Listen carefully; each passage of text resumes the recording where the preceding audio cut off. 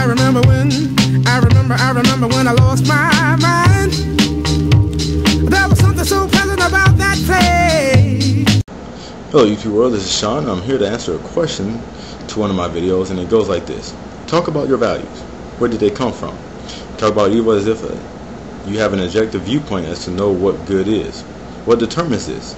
You, or is there a universal moral standard that we all know good and evil?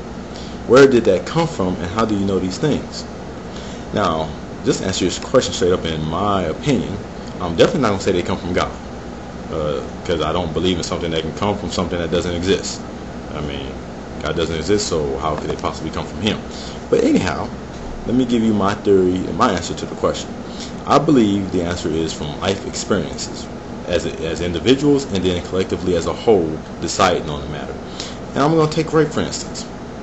In rape, as an individual, I can analyze various viewpoints and perspectives that can lead me to that conclusion to feel that rape is wrong. One would be observation. As I witness this taking place, or hearing about it, or just knowing about what rape's all about in general, I can see that, you know what, it doesn't seem like something's right. The person that's getting done to, clearly not enjoying it, is crying out, is fighting back, feeling violated. Clearly something's up. Then I can look at the effects. You know what, there seems to be this short-term pleasure, which is not even a realized pleasure in comparison to consensual sex, where the short-term pleasure is met by both. But there's a short-term pleasure, but it's met with fighting and tears and crying and all these various things. It's not consensual. And then on top of that, it's met by a long-term consequence, whether it be the spouse, family, society, law coming after you, or whether you put yourself in a situation where you might be thrown in prison and then possibly raped yourself. To me, that doesn't seem to add up with my will to survive. I think all creatures are given that automatic will and desire to survive, and clearly this challenge to it means that this action is no good. It gives a short-term pleasure, but look at the long-term consequences, even if you take out the ideas of laws and prisons. And I'll get to that in a second. Then we look at the experience. What if I'm the victim itself? Then there's hurt, there's a feel of violation, there's emotional trauma and damage, and then there was also during that time a challenge to my long-term will to survive. So as I put all these together, and then let's also look at the affected parties, fans, families that personally know this individual. I couldn't imagine. So let's put all that together, and as I put all that together, I can conclude, even if there was no religious text, and without there being a need of a God, or even having laws, I can conclude that this does not seem like a positive, it seems like a negative. And it goes directly against my will to want to survive. And then there's also other things involved there too that just, like I said, makes it basically a negative. And I believe it's the same thing with the group. Eventually it comes together through these various individual experiences and decides as a whole that this is wrong, it's not right. Call it what you want to, bad, wickedness, evil, whatever, it's not correct for us. Okay, and I believe that you can put a group of people on an island and it'll be the same result without religious texts or laws having been exposed to them. They would eventually come to the conclusion through individual experiences from the various angles and decide that rape is not right. Now, does our morality come from God? I challenge that, because let's look at one of the gods in questions. There's also Allah and the rest of them. I believe they had the same problems too, but I want to deal with Yahweh, in particular with the Tanakh, the Old Testament text of Judaism and Christianity. Here's what he has to say in Deuteronomy 22 and 28 to 29. If a man finds a girl who is a virgin, who is not engaged, and seizes her, look at the word seizes her, and lies with her, and they are discovered, then the man who lay with her shall give the father 50 shekels of silver, and she shall become his wife, because he has violated her, and he cannot divorce her all his days. Wow. One example of good morality there. What happens if they're not discovered? Does the man just get away with it? I mean, hey, he don't have to do nothing now, but now that he's discovered, okay, now I got to pay 50 shekels over here to his family. Now I got to be this person's husband forever. Wow. That's morality right there for you, huh? I mean, no say for the woman whatsoever.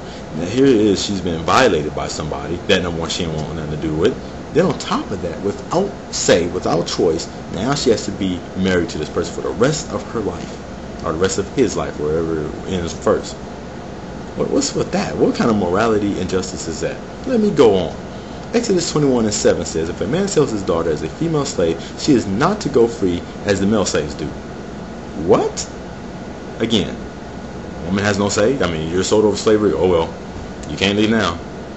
Let's start Leviticus 19 and 20. Now, if a man lies carnally with a woman who is a slave acquired for another man, but who has in no way been redeemed nor given her freedom, there shall be punishment. They shall not, however, be put to death because she was not free. Wow. So slaves and women treated second-class citizens, they're something other than human. It's something totally different for them. But everybody else, okay, now you get treated correctly. This is the morality of God that we're supposed to get our morality from and our values. Or is it safe for women? How about these other situations? Like I said, I already mentioned women being treated as second-class citizens throughout the Bible. You will find that in various different subjects. It makes no sense to me for morals coming from this very same God that sets these things up. Men being able to have multiple wives, but it's not vice versa. The firstborn nonsense. Oh, treat this one special because they're the firstborn. Give them all your goods, but hey, the rest of you, well, don't know what to say. This is the way we got to have it set up. And then let's try eradication of other groups, and that's include men, women, and children. Eradication, completely eradicate them, because you know what? They're not following my ways. Now, I may have not given them a chance to begin with, or given them the knowledge to know about me to begin with, but you know, you need to eradicate them. And let's try the children who have not even come to having the capacity to choose between what gods they want to serve, and more than likely because they were born into a certain particular society that followed a particular certain god, they get to get eradicated too? Wow. Let's try, for instance, kids making fun of a prophet. I believe it was Elisha. And then God has a she-bear come out and attack them and kill them, making fun of a prophet being bald-headed. Let's try when God intentionally deceives one of his own prophets with another prophet, and then when that prophet fell for the deceit, he is killed by a lion on his way home. If you want me to, I can bring out those scriptures, but I'm not going to do it right now. But let's just say these are examples of the morality of God, the same one that gives us the moralities we have. Something seems wrong with it. Something seems contradictory with this, and that is the fact that why is it that we as a society, as humanity, and most of our societies anyway, have gone beyond this and have evolved beyond this moral-wise? There is women's rights. Women are treated equally, right? I mean, there is no more slavery and that nonsense where they're second-rate citizens and all this other stuff. There is equality with our children. So how can that be? How can the God that gave us, supposedly instilled in us these morals we have, could be so behind in the times back then compared to today? To me, it makes plenty of sense, because this clearly shows a God that was created by man and not the other way around. You see, this God clearly shows a morality that's limited to the moral views of humanity at that particular time frame, back in those ancient bronze civilizations compared to today.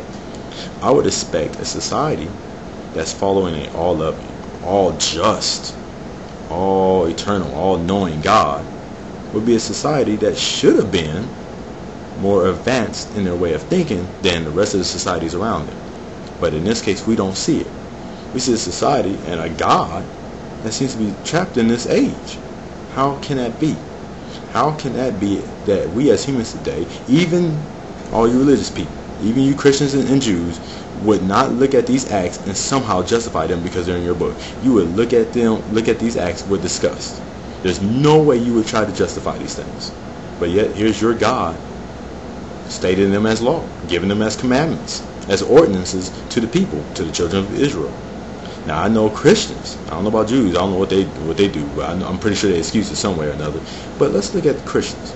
They'll try to blow this off somehow and say, well, that was the Mosaic law. That has nothing to do with us. That's the Mosaic law back then. That's not the point. The point is, this is coming from the same God you claim to serve. And then that's my whole issue. There's a contradiction here. How can you tell me that my morals come from this God when my morals today contradict the morals that he had then? There's no way I would sit here and excuse rape as long as she was a virgin and not married. No way would I say that a daughter has no right to speak up for herself regarding whether or not she's going to be sold into slavery. And all these other different things. Eradication of other people, children being killed over nonsense. And this is a God that instills in me the values I have, the morals I have today? No. I believe, and I think it's clearly seen, that we gain our morality and our values from life experience and what it teaches us, and that's why continuing today even we continue to evolve upward regarding morality. So that's the answer to the question. This is Sean. Have it easy.